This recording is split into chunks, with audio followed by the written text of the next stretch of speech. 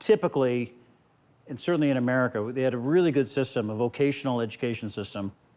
Young students, junior high, you have the shop courses. The shops almost were identical across the country, and it fed them into the industry.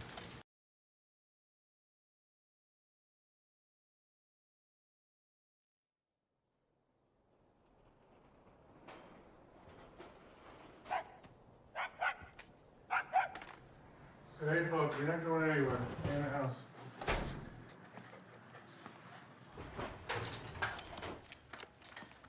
This was done by a guy who specializes in high-end people and what they've done. And basically, he's put the things about my life in here. Me and my tuxedo when I was on the social scene. You know, I had 3 tuxedos because I was out all the time. And the Pantone Matching System.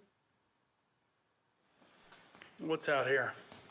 That's a little toy I have. It's called a Bentley. Do you still drive a lot?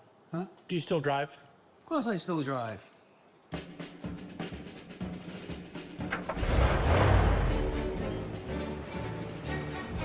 You sitting tight?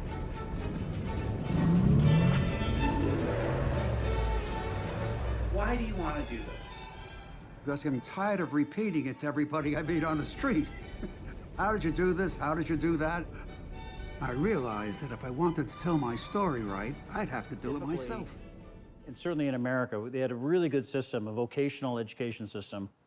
Young students, junior high, you have the shop courses.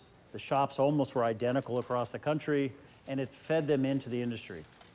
You know, for Larry, he learned early on how to work with his hands. He's a craftsman. You go from class to class, and you'd go from shop to shop. And every day you had a different shop. There was electric wiring, sheet metal, arts and crafts, printing. A lot of the stuff I knew because of the way my father was working. I can do a lot of that stuff. But printing was something that I had never been involved in before.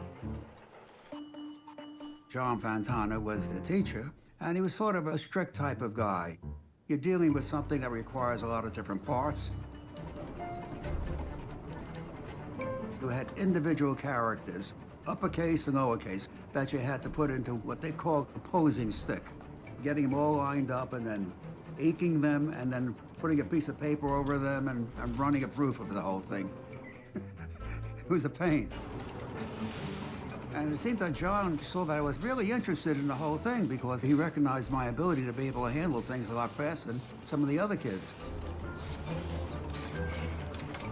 He went to the assistant principal and said to her, next term, he wants me every day at the print shop. And he Basically became his assistant. Exactly right. It got to be in my blood. Nobody in the school knew more about it than I did. Do you have any recollection of what was the first thing you printed? Yes, of course. What was it? Printing is the mother of progress. You'd see a smudge line of type coming out. It wasn't the most beautiful thing in the world, but it was mine, you know. More consumerism meant more colors, and more colors meant more money for the printing industry.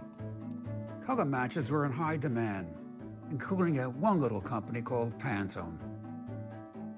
I went over there and I talked to them. They gave me a test on color matching. He says, this is a Revlon color. We want you to match this particular color. And I matched it up very, very quickly. And he says, you got the job. And that's how it got started.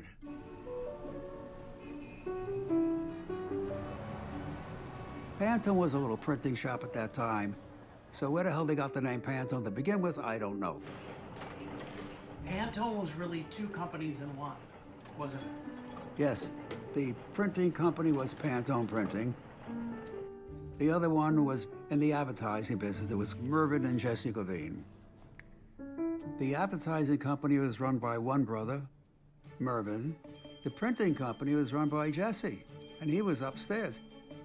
And there was a relationship between the two, because of the advertising company, but he asked the printing company to do various things for them. So I was doing color matching. Color matcher is somebody that uses components to mix up something and create a printing ink to match the color that is required. It's almost like an artist on a palette. And that was color matching on steroids, because they were dealing with cosmetic colors. All kinds of reds for lipstick and nail polishes, all kinds of beiges, face powder. That's really hard stuff.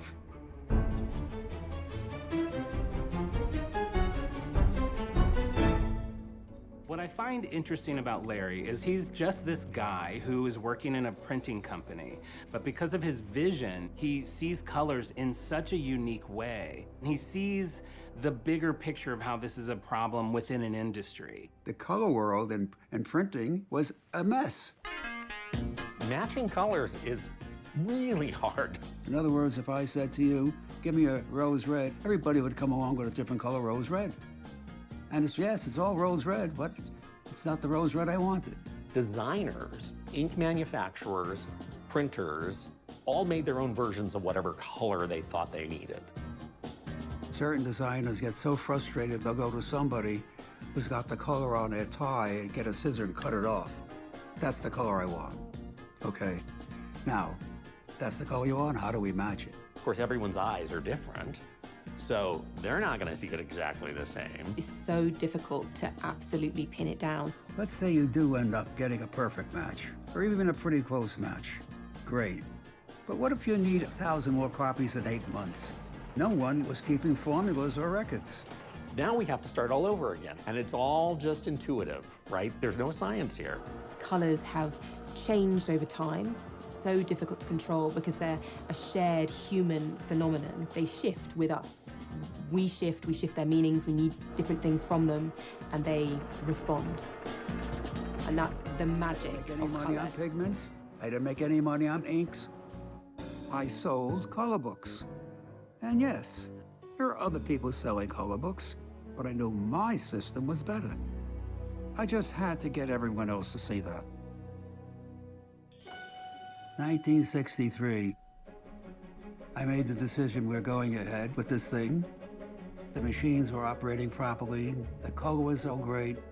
My only concern was the people. I remember attending the Ink Manufacturers Convention in 1963. My primary focus was mid-sized ink manufacturers. They were being beaten down by the big companies who already had color matching systems of their own. In order to use those systems, you have to buy their brand of special ink. It was expensive and inefficient, but they could get away with it. The mid-sized company, even the small company, wanted to have some stature in the industry.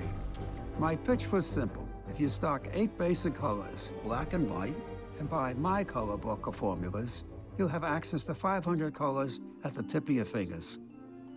Then there was the price. It was $2.50 for a 500 color book. You know, you couldn't buy that cheaper, you know? The ink manufacturers of a certain level loved the idea, but ink manufacturers, big ones, certainly, they hated me for this thing because I was really messing up their business tremendously, and they would have enough power to stop me individually.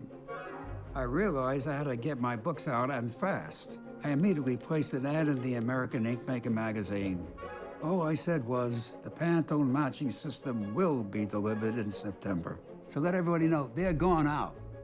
My book was cheaper than all the others because of the split fountain press. The competition's color books took around 6 months to produce. My books could be made in 1 month. And as a special touch, I printed each company's name on the cover of the books. It made everything feel more personal. And it worked out very well. The books went out. In fact, so much so that after the last books were showed, I had no inventory left anymore. I flooded the market right away.